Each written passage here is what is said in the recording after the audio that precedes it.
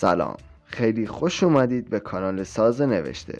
امروز قراره به پرونده زنی بپردازیم که بدون دلیل به زندان افتاد، که در زندان اتفاقاتی برای او افتاد که باید همراه شوید تا بدانید سرنوشت آن زن چه شد.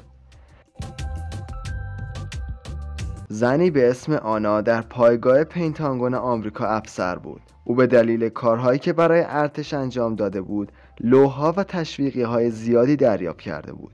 او عاشق پسری به اسم توماس بود که آن هم در آنجا سرباز بود.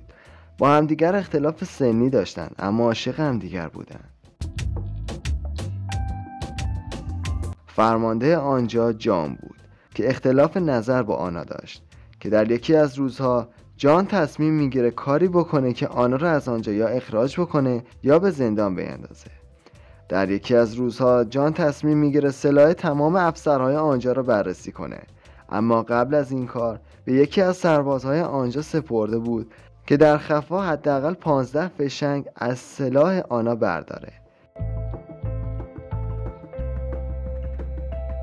در یکی از روزها جان تصمیم میگیره سلاح تمام افسرهای آنجا را بررسی بکنه، اما قبل این کار به یکی از سربازهای آنجا سپرده بود در خفا حداقل 15 فشنگ تیر از سلاح آنا برداره.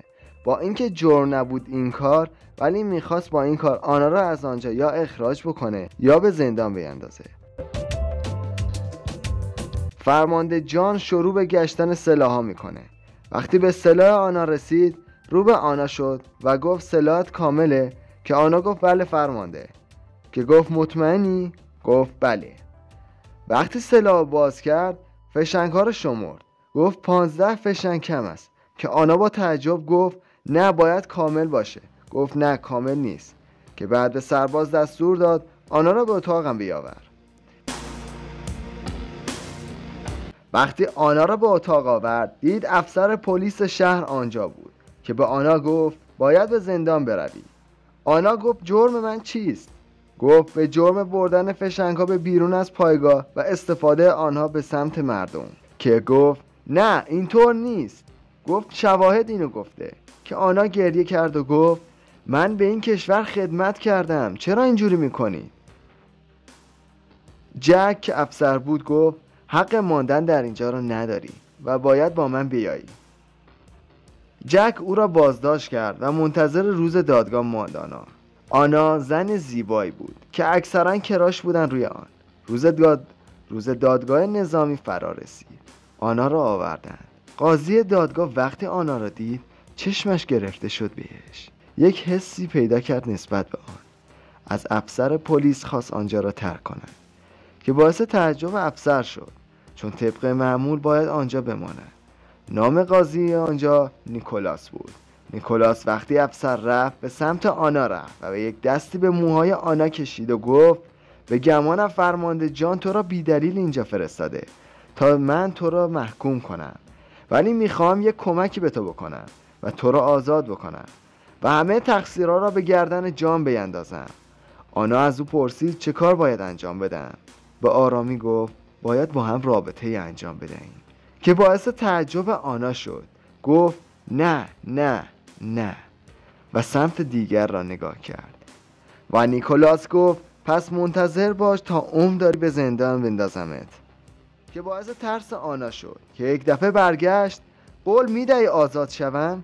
که نیکولاس گفت آره، قول میدم.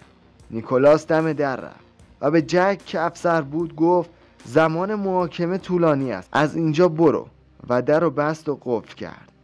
نیکولاس سمت آنا رفت و با مهربانی به او گفت شروع کن. که آنا با ترس این کار را شروع کرد، ولی نیکولاس حواسش به یک چیز نبود: دوربین دادگاه. جک به قاضی شک کرده بود. تصمیم گرفت برود دوربین مداربسته ها را چک کند. وقتی رفت دوربین ها را چک کرد، دید شکش درست است. فهمید نیکولاس داره با آنا کاری میکنه. تصمیم گرفت ویدیو ذخیره آنها را در بیاوره و نیکولاس را تهدید کنه. نیکولاس وقتی کارش تموم شد به آنا گفت به زودی آزاد میشی و به کارت برمیگردی. آنا از این کار پشیمون شده بود، ولی از طرفی هم میگفت آزاد میشوم. وقتی نیکولاس به سمت بیرون میرفت، جک جلوی آن را گرفت و گفت نیکولاس من همه چیز رو میدونم. که نیکولاس تعجب کرد و گفت مگر چی شده؟ که جک گفت حواست به همه چیز بود به غیر دوربین. همین حرف باعث تعجب قاضی شد. گفت چی میخوایی؟ گفت باید $5000 بهم بدی تا لو ندم چی کار کردی. که نیکولاس گفت باشه اول فیلمو نشونم بده. که جک گفت به اتاق دوربین ها بیا. حالا قضیه اینجا باحال میشه که کسی که مسئول دوربین ها بود CD ویدیوها رو با خودش برده بود. وقتی جک به اتاق رفت سمت میز CD رو برداره که هرچی میگشت CD آنجا نبود. وقتی به سمت نیکولاس شد دید داره میخنده. گفت بچه من خر نیستم. و نیکولاس رفت.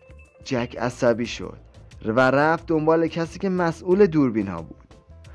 آنا را یک افسر دیگر با خودش برد. توی راه جان آمد و به آنا گفت میدونی من چرا این کارو کردم؟ آنا گفت برای چی؟ که جان گفت من به تو علاقه داشتم ولی تو عاشق توماس شدی و من همه این کارها رو کردم که از او فاصله بگیری.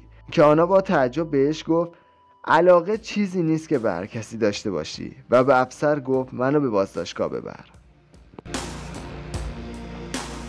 جک رفت پیش مسئول دوربین ها.